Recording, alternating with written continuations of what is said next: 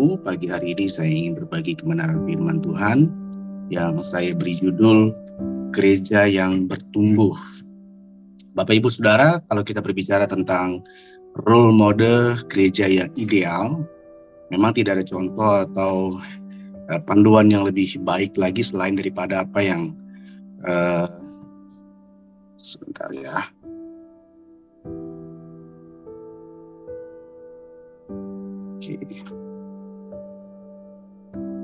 Baik, tidak ada panduan atau role model yang lebih ideal lagi dari apa yang pernah dilakukan oleh gereja pada jemaat mula-mula. Kita membaca di dalam Kisah Para Rasul pasal yang kedua ayat yang ke-41, firman Tuhan berkata, orang-orang yang menerima perkataannya itu memberi diri dibaptis, dan pada hari itu jumlah mereka bertambah kira-kira 3.000 jiwa. Mereka bertekun dalam pengajaran rasul-rasul dan dalam persekutuan, dan mereka selalu berkumpul untuk memecahkan roti dan berdoa. Maka ketakutan mereka semua, sedang rasul-rasul itu mengadakan banyak mujizat dan tanda, dan semua orang yang telah menjadi percaya tetap bersatu, dan segala kepunyaan mereka adalah kepunyaan bersama, dan selalu ada dari mereka yang menjual harta miliknya lalu membagi-bagikannya kepada semua orang sesuai dengan keperluan masing-masing. Dengan bertekun dan dengan sehati mereka berkumpul tiap-tiap hari dalam bait Allah. Mereka memecahkan roti di rumah masing-masing secara bergilir dan makan bersama-sama dengan gembira dengan tulus hati sambil memuji Allah, dan mereka disukai semua orang, dan tiap-tiap hari Tuhan menambah jumlah mereka dengan orang yang diselamatkan. Bapak Ibu Saudara yang dikasihi Tuhan, selama ini orang menganggap pengertian gereja adalah lembaga, fisik, gedung. Namun kalau kita berbicara secara spesifik, gereja itu lebih berbicara kepada orang-orang yang ada di dalamnya. Jadi gereja itu bukan sekedar bangunan, bukan sekedar fisik, tapi gereja adalah orang-orang yang ada di dalamnya. Nah, kata gereja sendiri itu berasal dari bahasa Yunani, Saudara, eklesia, yang didefinisikan sebagai perkumpulan atau himpunan dari orang-orang yang dipanggil keluar. Jadi gereja sebenarnya tidak berhubungan dengan gedung, tetapi dengan person, dengan orang-orang yang berhimpun di dalamnya. Nah, Bapak Ibu Saudara yang dikasihi Tuhan, saya percaya Tuhan ingin agar gerejanya bertumbuh. Amin, Saudara. Tuhan rindu gerejanya bertumbuh untuk semakin serupa dengan Kristus.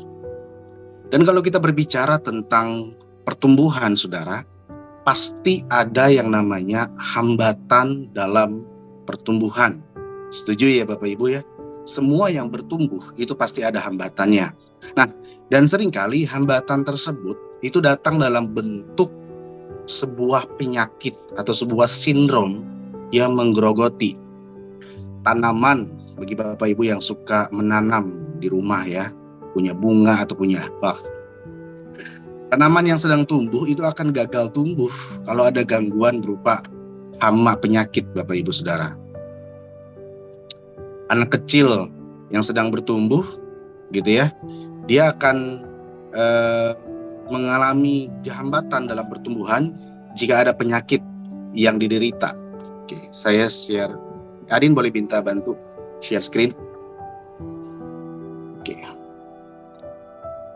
Nah, sama halnya dengan gereja, Saudara. Seringkali kita tidak sadari ada sindrom atau ada penyakit yang tidak diidentifikasi, yang malah justru menghambat pertumbuhan gereja tersebut. Nah, di dalam Alkitab yang kita baca, Alkitab itu pernah mencatat dan memberikan beberapa contoh dari jemaat-jemaat tertentu yang pernah mengalami penyakit dalam tanda petik, sehingga mereka mendapat kecaman dari Tuhan sendiri, Saudara. Nah, saya mau berbagi beberapa contoh supaya ini bisa menjadi bahan evaluasi kita, bisa menjadi bahan untuk kita mengkoreksi diri kita, apakah kita sungguh-sungguh bertumbuh dengan benar di dalam Tuhan apa tidak. Saya menyebut yang pertama adalah sindrom jemaat Korintus, Saudara yang dikasihi Tuhan. Nah, sindrom jemaat Korintus ini bisa kita temui di dalam 1 Korintus pasal yang ketiga, ayat yang ke-1 sampai ayat yang ke-6. Nah, penyakit jemaat Korintus adalah mentalitas persaingan, saudara. Di jemaat Korintus itu tumbuh roh golonganisme, roh individualisme, yang ternyata itu melahirkan dosa-dosa iri hati, kecemburuan, ya, perkelahian, perselisihan, dan lain sebagainya. Nah, hal ini terlihat dari beberapa orang yang menyebut dirinya saya golongan Apolos, saya golongan Paulus, gitu ya. Sehingga ada perpecahan yang terjadi di jemaat tersebut. Ada mentalitas persaingan, merasa golongan Apolos lebih baik dan merasa golongan Paulus lebih baik. Nah, saudaraku yang dikasih Tuhan, sadarkah kita bahwa gereja akhir zaman syarat dengan sindrom seperti ini? Gereja yang satu, gitu saudara ya, ngejelekin gereja yang lain.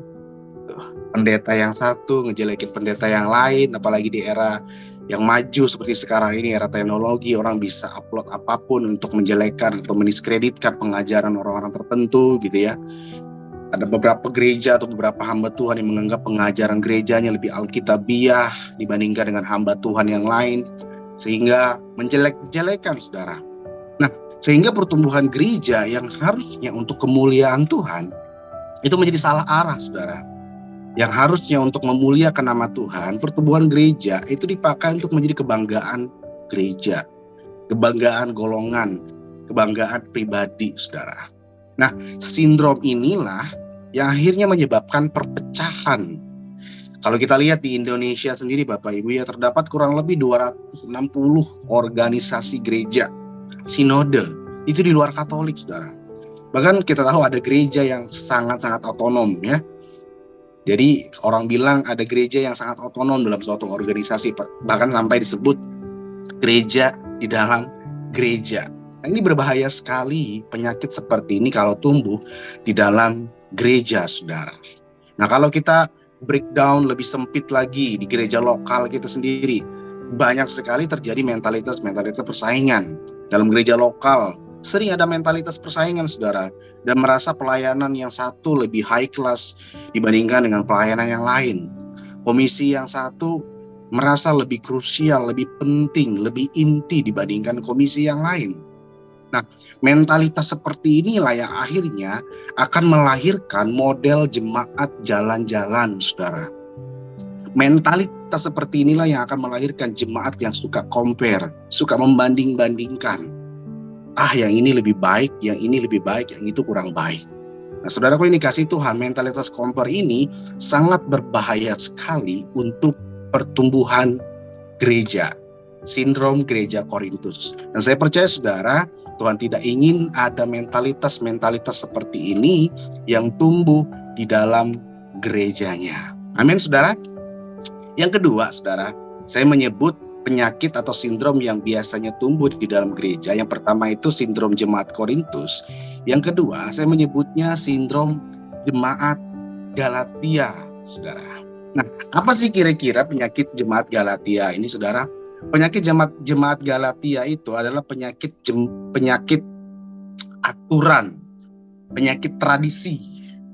Nah, jemaat Galatia ini mereka sudah mengenal keselamatan oleh iman, saudara. Mereka tahu bahwa oleh anugerah kita diselamatkan. Tetapi kemudian dengan berjalannya waktu mereka merasa bahwa hal tersebut nggak cukup. Injil aja tuh nggak cukup, saudara. Mesti ditambah ritual, mesti ditambah tradisi, ditambah aturan buatan manusia supaya kegiatan keagamaannya itu menjadi lebih meyakinkan. Nah, makanya sindrom ini itu mempunyai ciri tidak konsisten dengan Injil. Karena itu Paulus dengan tajam mengingatkan, menegur mereka, kamu memulai dengan roh, tapi kamu mengakhiri dengan daging. Nah, sadarkah saudara bahwa seringkali manusia itu membuat tradisi yang sebenarnya tidak selaras, tidak terlalu selaras dengan firman Tuhan. Gereja terkadang membuat aturan atau tradisi yang terkadang tidak selaras dengan firman Tuhan. Saya ambil contoh ya Bapak Ibu ya. Saya pernah share ini di Jemaat Bekasi gitu. Di gereja masa kecil saya, kita punya kebiasaan tradisi yang entah siapa yang memulainya, kita nggak tahu gitu ya. Kalau di setiap minggu pertama itu kan perjamuan kudus, saudara. Jadi dress code-nya wajib jas hitam, celana hitam, sepatu pantofel, kemeja putih, pakai dasi. Itu buat yang pria. Kalau yang buat wanita mesti blazer hitam juga, kemeja putih, rok panjang semata kaki, sepatu pantofel. Dan itu adalah tradisi atau kebiasaan yang sudah turun-temurun. Nah, ketika akhirnya tiba gerakan anak-anak muda mulai naik, saudara, anak-anak muda sudah mengambil bagian pelan-pelan untuk mengambil bagian di dalam pelayanan. Beberapa anak muda maju, saudara. Nego sama pengurus, nego sama gembala. Boleh nggak kalau misalnya lagi anak muda yang melayani, kita pengen dress code-nya agak lebih simple. Misalnya jasnya tetap jas hitam, celana tetap celana hitam, tapi boleh nggak kemeja kita ganti sama kaos putih.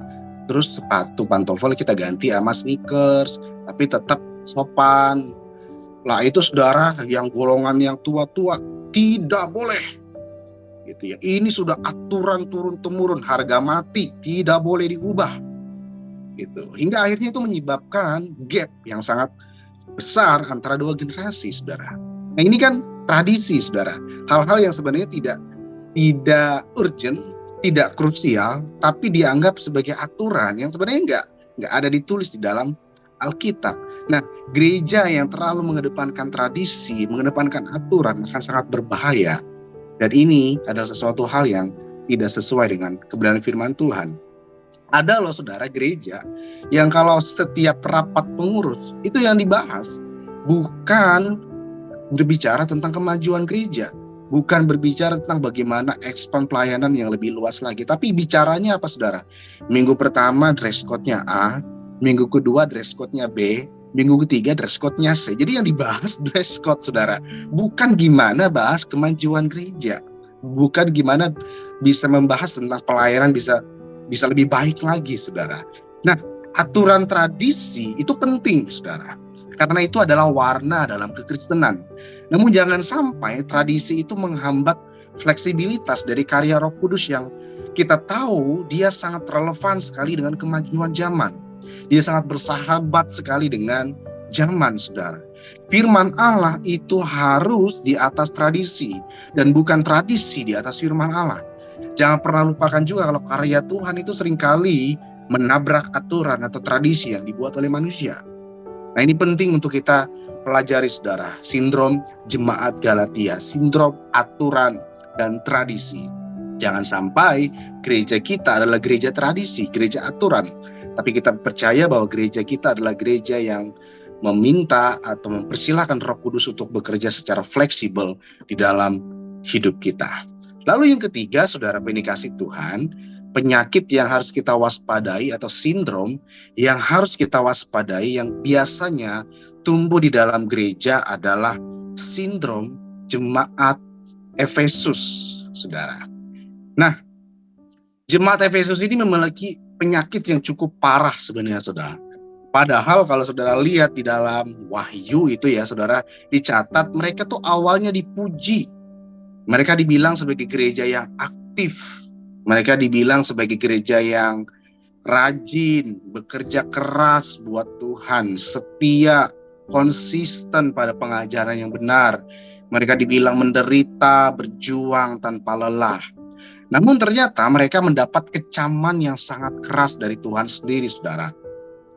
Mereka diancam akan dicabut statusnya sebagai gereja Tuhan kalau mereka tidak bertobat. Nah yang menjadi pertanyaannya, apa sih penyakit jemaat Efesus ini? Jemaat Efesus ternyata memiliki penyakit, saudara. Mereka kehilangan kasih mula-mula. Nah, bukankah ini seringkali kita alami dalam hidup kita sebagai orang percaya? Kita merasa kita sudah aktif, kita rajin, kita effort untuk pekerjaan Tuhan.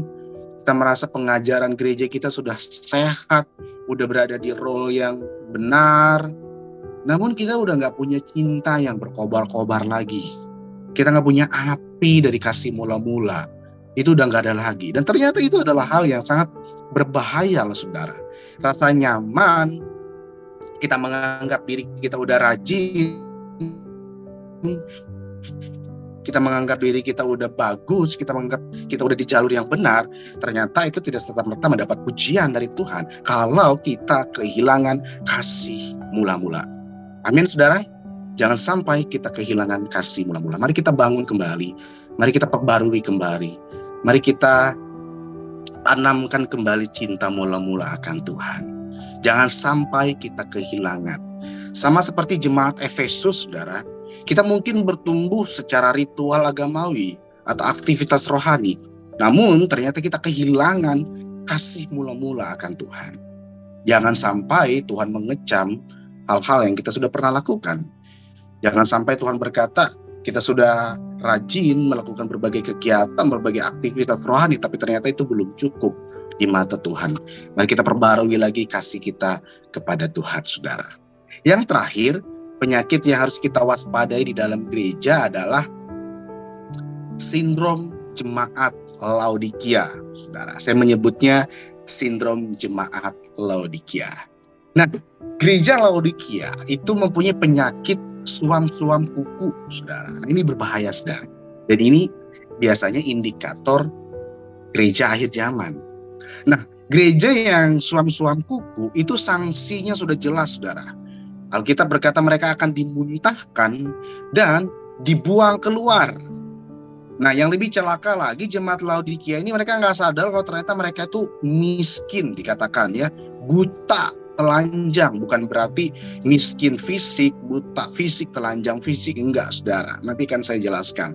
Nah, mereka nggak merasa bahwa mereka punya banyak kekurangan, tapi malahan mereka berbangga, saudara. Mereka merasa bahwa mereka sangat diberkati, semuanya cukup, tidak kekurangan apapun, gitu ya. Mereka merasa keuangan gerejanya stabil, mereka merasa dan memiliki gedung gereja yang baik, yang nyaman untuk beribadah. Mereka menganggap teologi pengajaran gereja mereka lebih alkitabiah, kebaktiannya paling banyak dihadiri oleh jemaat, pendetanya ngetop, saudara ya. Kalau saya pakai zaman sekarang, pendetanya banyak followers Instagramnya, gitu ya, banyak subscriber di YouTube-nya, dan mereka tidak menyadari hal tersebut membangun aktivitas rohaninya saja, saudara. Dan ini sangat berbahaya sekali. Nah, kira-kira penyakit gereja Laodikia yang tercatat di dalam Alkitab, di dalam Wahyu 3 ayat yang ke-14 sampai 19 itu apa sih? Mereka dikatakan miskin. Miskin di sini bukan berbicara tentang miskin fisik, tidak ada duit gitu, saudara ya, tapi mereka disebut miskin iman. Mereka menjalankan kehidupan kekristenan mereka tanpa iman lagi, tanpa iman yang benar kepada Tuhan. Makanya mereka dikecam. Nah, jangan sampai kehidupan kekristenan kita masih Kristen, kita masih beribadah, tapi kita sudah kehilangan iman. Amin, saudara. Jangan sampai iman itu hilang di dalam hidup kita. Jangan sampai iman itu tidak menjadi bagian dari gereja kita, saudara.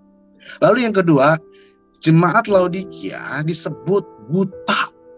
Bukan buta fisik, tapi mereka disebut buta akan kehendak Allah. Mereka tidak mengerti kehendak Allah. Mereka tidak berjalan dalam visinya Allah. Mereka justru berjalan dalam visinya pribadi. Nah, jangan sampai gereja kita, saudara dikasih Tuhan, kita buta akan visi Allah. Jangan sampai gereja kita tidak mengerti kehendak Allah. Jangan sampai gereja kita hanya menjalankan agenda atau visi pribadi. Nah, ini penting untuk kita evaluasi di dalam hidup kita, saudara. Dan yang terakhir, mereka disebut telanjang. Telanjang bukan telanjang fisik, tapi mereka disebut telanjang karena mereka sudah tidak lagi berpakaian kekudusan. Mereka menganggap kekudusan itu menjadi hal yang old school, menjadi hal yang jadul, menjadi hal yang tidak terlalu relevan lagi untuk zaman sekarang. Nah, bukankah ini yang sedang terjadi hari-hari ini, saudara? Gitu ya, ada banyak gereja-gereja yang menolerir penyimpangan-penyimpangan. Ada banyak gereja yang menolerir pelayan-pelayannya melakukan berbagai penyimpangan.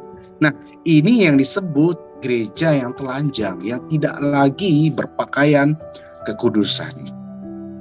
Gereja suam adalah indikator gereja akhir zaman. Jangan sampai kita menjadi orang-orang percaya yang suam-suam kuku. Amin, saudara. Saya berdoa semoga apa yang saya sampaikan pada pagi hari ini. Kita belajar dari jemaat Korintus, belajar dari jemaat Galatia, belajar dari jemaat Efesus, dari Laodikia tentang berbahayanya penyakit-penyakit tertentu di dalam gereja. Dan saya berdoa saudara, apa yang kita bangun hari-hari ini adalah keintiman, adalah pengenalan yang dalam akan Tuhan. Bukan hanya sekedar aktivitas rohani, bukan hanya sekedar ritual agamawi, tapi sungguh-sungguh kita membangun pengenalan yang dalam akan Tuhan kita. Jangan sampai kita rajin, kita aktif dalam kegiatan-kegiatan, tapi ternyata kita mendapat kecaman dari Tuhan. Mari kita evaluasi diri kita lebih lagi saudara. Saya berdoa semoga ini menjadi pengingat buat kita, menjadi reminder untuk kita bisa mengevaluasi diri kita lebih dalam lagi. Tuhan Yesus memberkati kita semuanya. Amin.